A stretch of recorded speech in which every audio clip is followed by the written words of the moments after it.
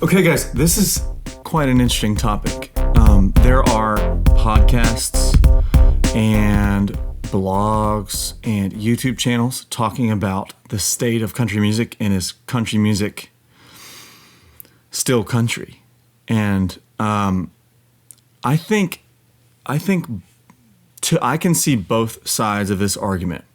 And so I understand where people are coming from because there's less fiddle. Now it's kind of coming back. But there's for a number of years, there was less fiddle, less steel guitar, less things that made like 90s country, 80s, 70s, 60s style country. There was less of that in popular country music. And I think people miss that. But what I think for the most part, over the years, including old and new, the thing that has made country music has been the stories. Now, I know that that's not every single country song. Sometimes there's just fun, stupid country songs. But I think what makes country music country is the ability for the writer to tell a story that connects and puts an image in people's head, where pop and other styles of music might be more ambiguous or unclear about what the meaning is. Like, for example, if you listen to like a John Mayer song, who I love, or like a Coldplay song or something like that, you might not exactly know what they're talking about, but it still moves you. But in country music, like you, the writers typically are putting you in a picture or putting a picture in your head. It's incredibly relatable. It's a story that you find yourself in. And I think that uniquely makes country music country. And whether you have, I know production styles can change too.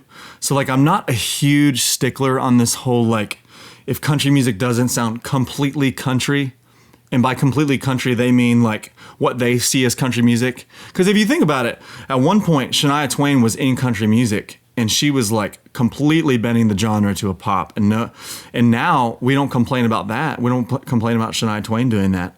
And I think that's kind of, the genre evolves over time and production choices evolve over time. But what stays the same is that kind of the storytelling and the unique ability for country songs to put you in a place in the writing styles. And of course, there's got to be a little twang.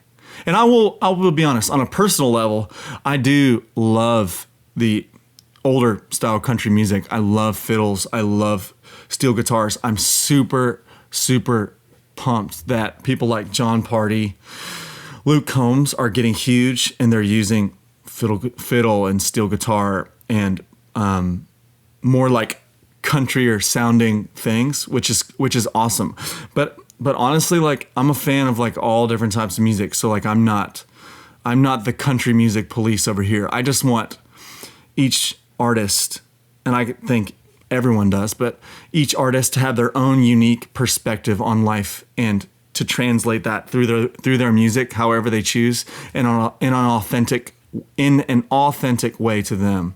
I think where we lose the magic of country music is when we're just chasing something that we think will work commercially or for success. And I think the real magic in country music is honesty, honest lyrics, telling a story, even if it hurts. And so that's kind of my take. I don't want to be a snob, but also I see people's point. And super grateful for where country music is heading and the direction we're going. So thanks for this question. And I hope that was a sufficient answer.